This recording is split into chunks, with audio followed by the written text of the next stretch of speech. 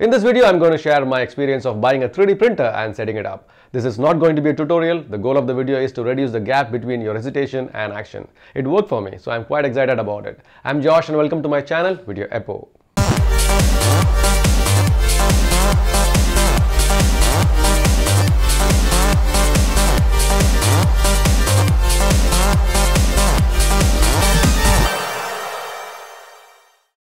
Recently, I and my friend were trying to do a stop motion animation and the concept was very simple. We wanted the Iron Man figurine to push a shopping cart from left side of the screen to the right side of the screen, and when he's back, his shopping cart will be filled with a lot of gas and stuff like that. The concept was not made for any client in particular, but we were trying this idea. So when we were getting a figurine, we realized that the hands and legs of the figurine doesn't move the way the human body does. So what we thought of was to cut off the limbs, the hands and legs, and try to reinforce it with metal wires and flexible metal wires so that we can position it and place it the way we want it to. So we are trying to achieve a walk cycle.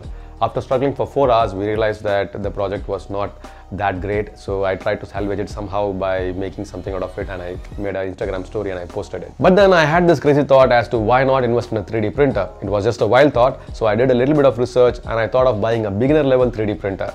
I thought of buying an Ender 3D.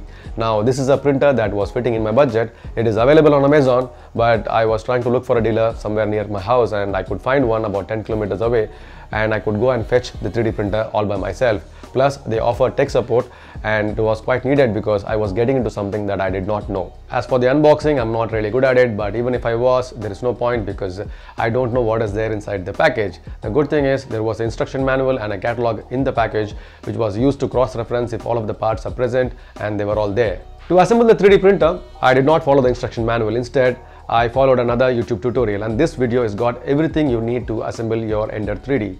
I am a DIY person, so I assembled it myself and it did not take much of an effort. Once everything was done, I still did not know how to operate it, so I called in the tech support to help me with it, and when they arrived, since I had assembled everything myself, I was only charged 75% and 25% was given as a discount, which was something really cool. The important thing that the technician emphasized was on the bed leveling. I had done that myself. I was almost there. So the most important thing was to insert a paper and try to feel the pressure on the paper and how tough it is to slide from left or right or whatever. So this is something that one has to learn over a period of time, and it is more like a muscle memory. So I would recommend learning this from a person who is already experienced, and that's something really important for you to get the prints right. Next came the part where we print something, and the technician introduced me to a couple of different websites where I could download 3D printable free models. Now these models are available as STL files. I don't know what the extension is. He also installed a software called Cura. This is a free software. Now what happens is that we download the file, we bring it into the software called Cura, and there's a process called slicing.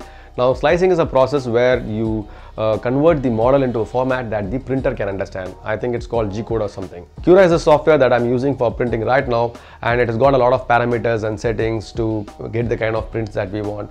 The technician showed me how to play around with these things, and it is something that I'm going to be experimenting with in the future. After doing all of the setting, we tried to print something, and I downloaded a model of Iron Man and I started printing it. The results are decent. That's all I can say because I've never seen a 3D print before, so I cannot comment on that. But all I can say is that it solves my purpose. The next print I made was a COVID keychain, and it came out really good. At this point of time, I'm asking my friends to design the stuff I need, and in future, I'm planning to learn how to design these things myself. So this was a short video of my experience of buying a 3D printer and trying to set it up and getting the prints done. I'm not trying to promote any product in particular. The idea of this video was to try and introduce you to 3D printing, try to boost your confidence a bit. I had paid about 18,000 rupees for the printer, I paid about 1,000 rupees for the PLA filament, and the shipping was free because I had picked it up myself, and I had paid about 750 rupees for the session they had at my house in trying to install the softwares and things like that. Now that I have a tool in my collection, let me see how this helps in my DIY in future.